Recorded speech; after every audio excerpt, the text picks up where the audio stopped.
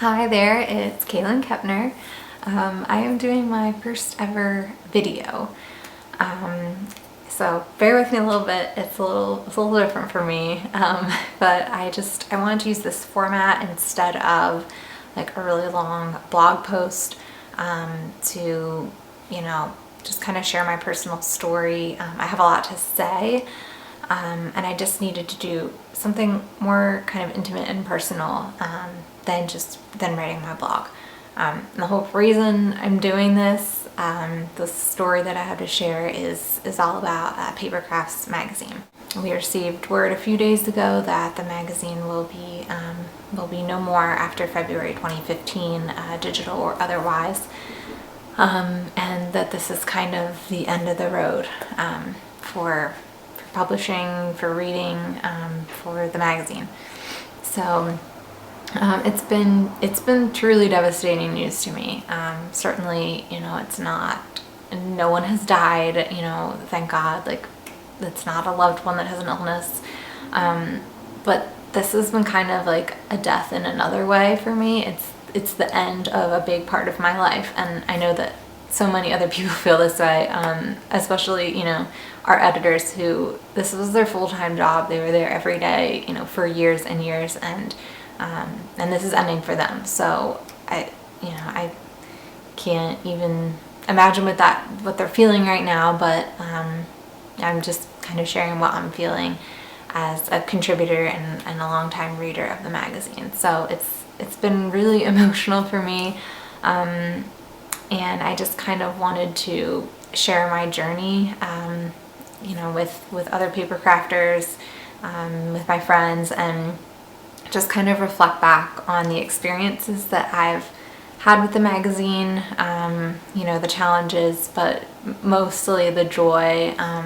It's, like I said, it's been a really big part of my life. And even though I'm kind of, putting myself out there, it's kind of an awkward format, talking to a camera and putting myself on the internet. I really felt compelled to do this. This magazine, it means so much to me, and the work I've done with it means so much to me. It's been just hugely impactful and influential in my life and in my career decisions. And so I thought this was the best way. Kind of my tribute, my send-off was to share my story, share how I've gotten started with the magazine, and just kind of some memories. And of course, my gratitude. That's the real reason to do this. We could all just kind of curl up in bed and cry over the end of this, but I really just want to express my gratitude and the joy that this has brought me. And I hope other people do that too. I would love to see more videos, more people's faces talking about their experience. That would be so cool. This isn't everyone's cup of tea. Who knows if it's mine, I don't know, but just thought I'd give it a try. So I'm just going to kind of start at the beginning, talk about how I got involved with the magazine, and just sort of some highlights there. I had a little bit of a unique experience because I was an intern first with the magazine before I ever was a contributor. So I'm going to kind of talk a little bit about that and start from the beginning. So I started as an intern with Paper Crafts in May of 2008. I was looking for an internship. I was a junior in college, and I knew that I wanted to work for a magazine, and I really was just getting into crafting then. I was a subscriber to Creating Keepsakes, and then had just discovered Paper Crafts and subscribed to that. So I knew that would be my dream internship, and I knew it was kind of a long shot. I'm from Pennsylvania, I live there now, and Paper Crafts and Creating Keepsakes were headquartered in Utah, so it's not local. My school didn't have any kind of internship program with them. This was just me kind of giving it a try. So I called up the number that was in the magazine and said, do you need an intern for this summer? And they said, yeah, actually we are looking for that. So it took a few months. I think I called in January. Took a few months. I think April is when I got the full word from Stacy Croninger, who was the editor-in-chief at the time, that I could be on my way, that they would love to have me. It was not a paid internship, but I got credit, school credit for doing it. And I mean, I was just happy to to get to see behind the scenes of, you know, of a real magazine, a magazine I thought was so cool, that I was just like really getting into. So I moved out to Utah for a few months. Actually ended up staying in a Marriott Residence Inn. So that was pretty sweet because I was living in this really nice hotel. I did not have a car with me. I was too young to rent a car, so a coworker who worked at the magazine had to take me to work every day, pick me up and drop me off. To get around, I had to take a shuttle that the Marriott had, so it was pretty limiting, you know, like socially outside of the magazine. It was a really unique experience. I've never just up and moved somewhere where I didn't know anybody. And just lived alone, you know, in hotel. So it was really cool, just on so many levels, just feeling really independent and getting to experience, you know, the West, which I had never been west of Pennsylvania. So that was really cool. But the main part was going to Paper Crafts every day. I was so welcomed, you know, from day one. I got to see the whole process. It was so valuable just to see how publication works, but because I was so personally interested in the craft, it was just an experience that I will never forget, that I have treasured, you know, ever since then. And even in the moment, I think I knew how big it was. I was just so excited every day to wake up and go there. And I've been looking kind of for that dream job ever since, of getting to just be so excited to wake up in the morning and go. So that was really what got me started. When I wasn't really a card maker at the time. I was really into scrapbooking. I wasn't very good, which, you know, it doesn't matter, but because I loved it, but I, you know, wasn't like this seasoned, you know, amazing crafter or anything. I just liked it. But once I got to I was writing a lot of the supply lists that you see beneath each card in the magazine. That was kind of what I was really learning there, was how to do writing and like technical writing, copywriting.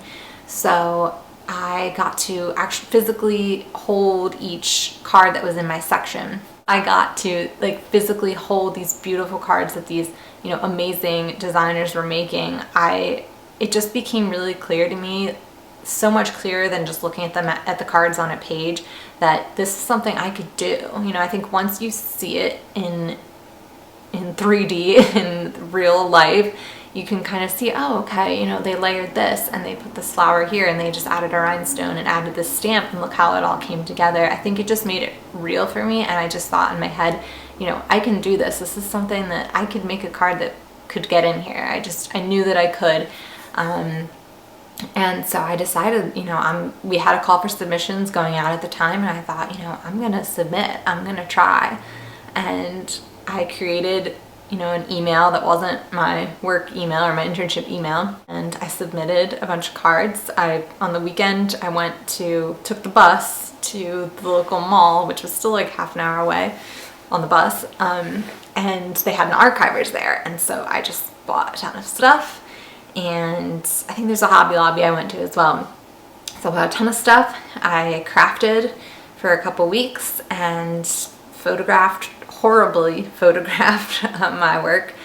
And I don't know how many I submitted, maybe 6 or 8 or something. And I submitted them, and I wasn't going to tell anybody. I wanted it to be, you know, kind of anonymous. I didn't want anyone to know I was submitting. But then I thought, you know, I should probably tell somebody. So I told Kath, I said, you know, I am submitting.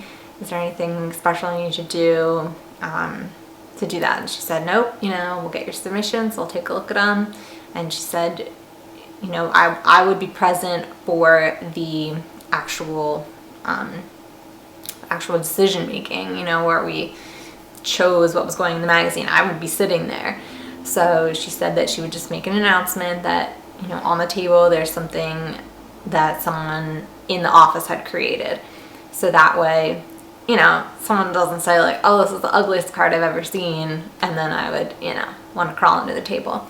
So, which no one ever said cruel things like that anyway, but just to protect feelings. But nobody knew it was me until later. So Yeah, I submitted some stuff. I sat in on that submissions judging where all the cards are printed out, left on the table, and I watched my cards be accepted or rejected.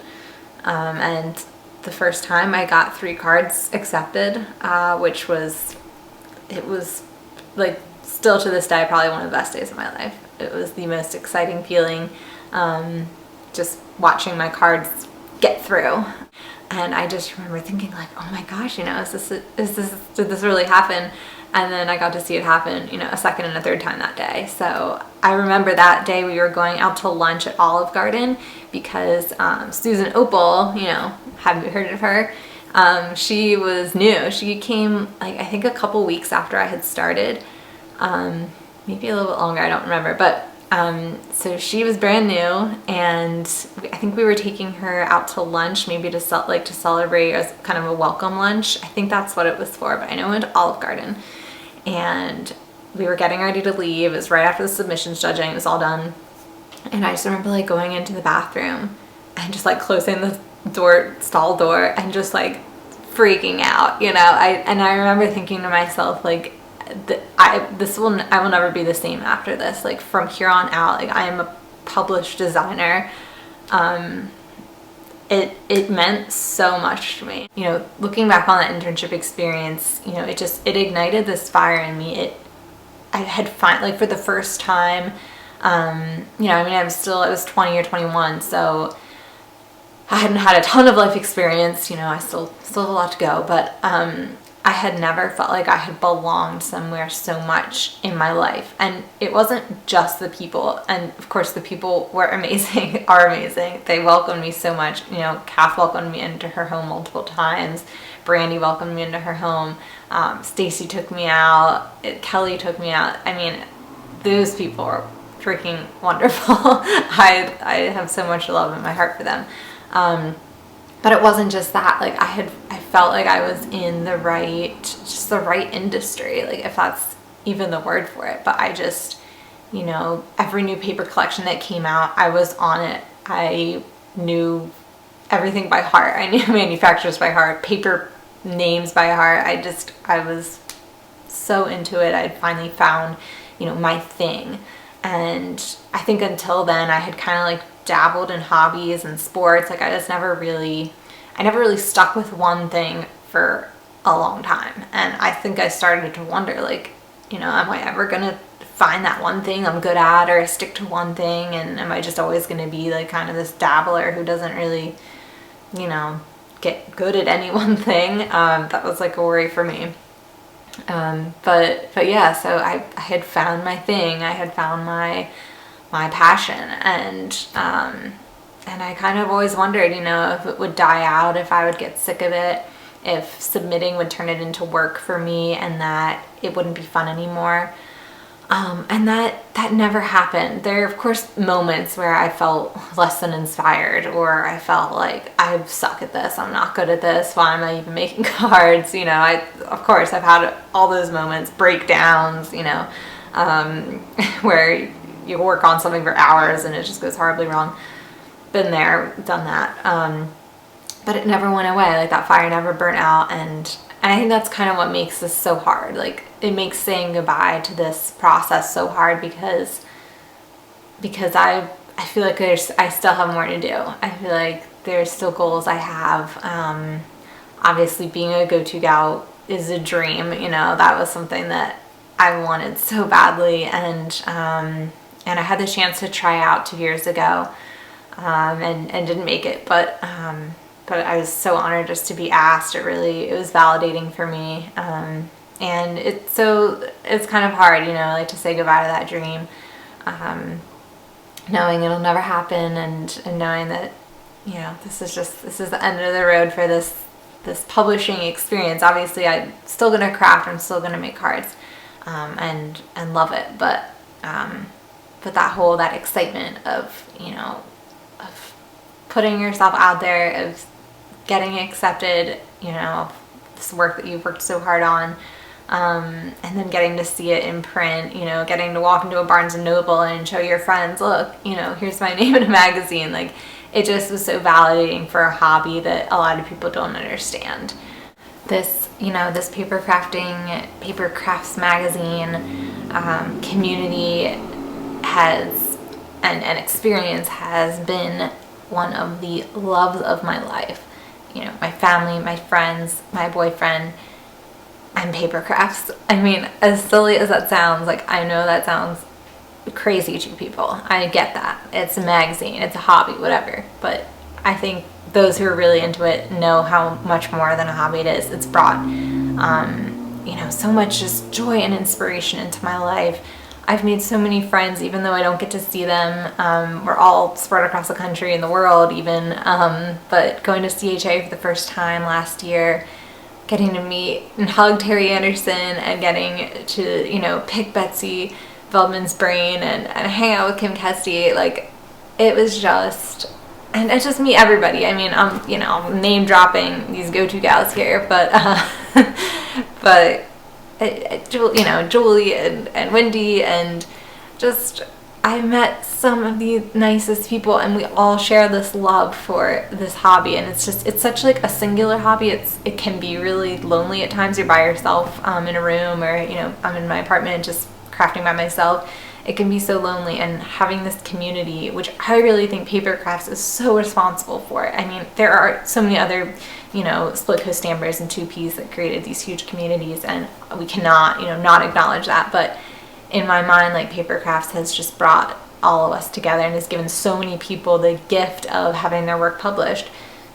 People would have been so afraid, but Paper Crafts encouraged everyone to try and accepted so many new people and just made it possible. And I just feel I'm so grateful for that. I'm so grateful for this opportunity. I will never ever forget it. This is something I'll be telling my kids and my grandkids about, because it's what I'm proudest of. This work, my body of work, my work with the magazine, these relationships I've built. It is my life's work so far that I'm most proud of. And I know a lot of people feel the same way, and I applaud everyone for that. We should all be proud of each other for what we've accomplished. Our editors certainly, just so grateful for the gift they've given us with this magazine, for their hard work and dedication, and just for the inspiration I've gotten from other designers. I mean, I would have been over this long ago had I not been just constantly inspired by the designers in this magazine and designers on blogs. It would have ended long ago had you not just fueled me and given me so much inspiration and joy to look at your work. And it's not over, it feels like this huge goodbye, but I know it's not over. It's going to be different, and we're going to have to figure out what's next for the industry. Where are we going? Is it video? Is it just more on blogs? I'm not sure what form it's going to take. We'll find out, but all I know is that Paper Crafts will always have a huge place in my heart. It's been one of the, like I said, one of the loves of my life, one of the best experiences I've ever had, and I certainly will never forget it. So thank you so much for listening to my story. I really hope you will share yours with me. I know it's been a lot of rambling and long talking, but I had to get this out. This is kind of my little love story, my kind of tribute to this magazine that's given me so much. So thank you so much for watching, and hopefully I will see you again soon. Bye.